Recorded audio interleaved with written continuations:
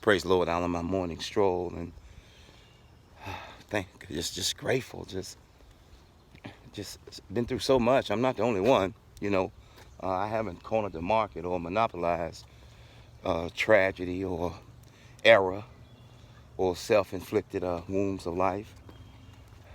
Uh, real, a real dear friend this morning, Brother Garen, asked me how did I get into doing my messages and what started me. And it's a true life story.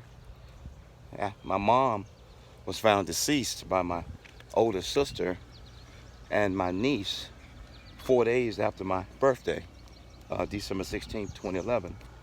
And the last time I spoke to my mother was on my birthday, and she said, "Thank you for being a good son."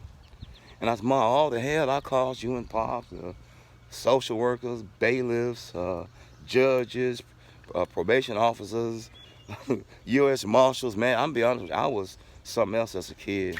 I don't think I've ever been a kid, to be honest with you. I think the last time I've been a kid, I was 12. I believe in my heart and mind, I've been a man since I was about 14 years old, as I leave this alone. And so my mom was found deceased by my older sister and niece, and they called me, and I was in the grocery store when this all transpired. I got a call from Alabama Bureau of Investigations and Madison County Sheriff Department. They called me in to hear that you need to come to Alabama, and you go, "Why?" And you hear all that screaming and crying in the background, and my niece got on the phone and said, "Big Mama dead." And it blew my mind. And I started screaming so loud that the mirrors on the outside of my car and my rearview mirror were shaking as I leave this alone. So I started back drinking. I hadn't drank in many, many, many moons, and I went straight to the liquor cabinet. I didn't have one in my house. I went to the one local store, a spirits shop, a a a a soother of sales liquor, and I started to drink. And it felt good and it tasted good, so I thought, and I kept drinking. And for 9 weeks, I would get just obliterated every day. From December 16th to February 17th for 9 weeks. And the number 9 means gospel as I leave this alone. And every time I would look at the clock, it would say 4:18 a.m. or 4:18 p.m. And I called my auntie, my mother's sister, Aunt Mabel, and she's, "How you doing, TD?"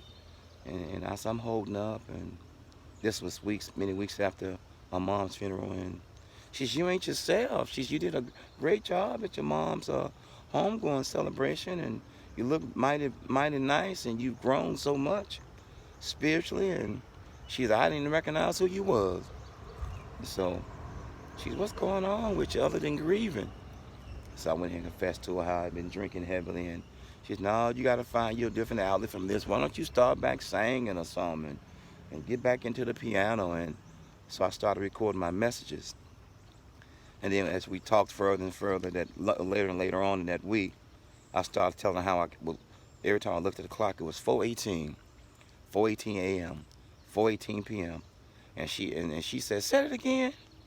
And then she said, "Huh?" I said, "What's wrong, TT?" She said, "What time do it be?" I said, "Be 4:18." And I heard her go, "Oh." I said, "What's wrong?" She said, "That's your mama's birthday." And then I started to, so we wept and cried, and I started back recording and my music and my thoughts, and then later on we were talking. I would express to my auntie how I started seeing cardinals. Everywhere I go, I would see a cardinal. Even today, I'll see one, then another one come. And she started crying again, and I'm a crybaby. I said, "What's wrong, TT?" She said, "That mean that your mom and your dad are checking on you. That mean a deceased loved one, a deceased loved loved one is checking on you." So I got tired of the alcohol, and the self-medication wasn't working. Because when you get high, you can't get no higher than the Most High God, El Elyon. And when you come back down from the high or the drunk or the drugs, your problems are still here on earth waiting for you with open arms as I leave this alone. So that's how I got into my broadcasting and messaging and trying to encourage the world, because I didn't want no one to try to have to self-medicate and indulge in alcohol and drink themselves and kill their liver and cause themselves cirrhosis, self-inflicted wounds. So that's how I got back into my messages and singing and trying to encourage someone, because of the pain of losing my mom. Then 11 months later, my baby brother. And then a year later, my oldest brother. 3 deaths in 3 years. You know, my mom was December 16, 2011. My baby brother, her, autistic, cerebral palsy, multiple sclerosis, was November 2nd, 2012. And then my oldest brother was Christmas Eve, 2013. And my birthday is December 12th, as I leave this alone. So sometimes the pain can cause us to try to self-medicate and fix things, become Mr. or Miss Fix-It. And I was trying to fix it, but I wasn't fixing anything but messing myself up. So I thank God for the cardinals of life. I thank God for the gifts and talents that He's bestowed onto me. People say, man, we're going to be rich. These producers that be calling me, and other people, and and we're going to be rich. We're going to be rich. No, this is not about enrichment, enriching ourselves or enriching you, Mr. Producer. But this is about enriching the lives of others with the gift of God and the talents of God, our Father, the Father of the believer and the Creator of us all, who has bestowed these gifts and talents into my own heart and mind. And I am responsible for these gifts. I cannot afford to, nor will I, prostitute the gifts and talents of God.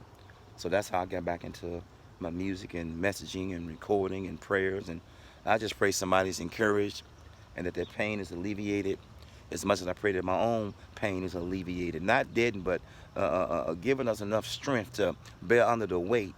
Anybody ever had a weight on your shoulders? Oof, as I land God's spacecraft.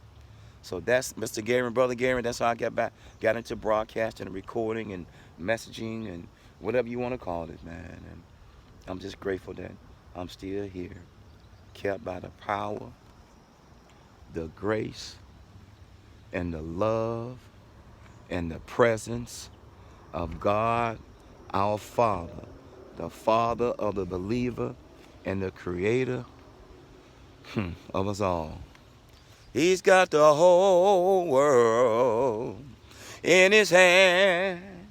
He's got the whole world in His hand. He's got the whole world in His hands. He's got the whole world. He's got the whole world. He's got the whole world in His hand. Yes, He does. And yes, He do. And yes, He will. We thank God for His isness, what He's doing right now. We thank God for His wasness, for what He's already done. We thank God for His shallness and for what He's going to do. 418, I love you, Mom. Marie McCauley Davis. I love you, Miss Marie. That's what my friends and family would call my mother. And I miss you, Papa. Papa, we called him Bear. I miss my parents, and I'm grateful. And thank God for creativity, and thank God for the gifting and talents that He bestows on myself and others. I'm grateful. God bless you. God keep you is my prayer. Peace. 418. Rest in peace, Mom.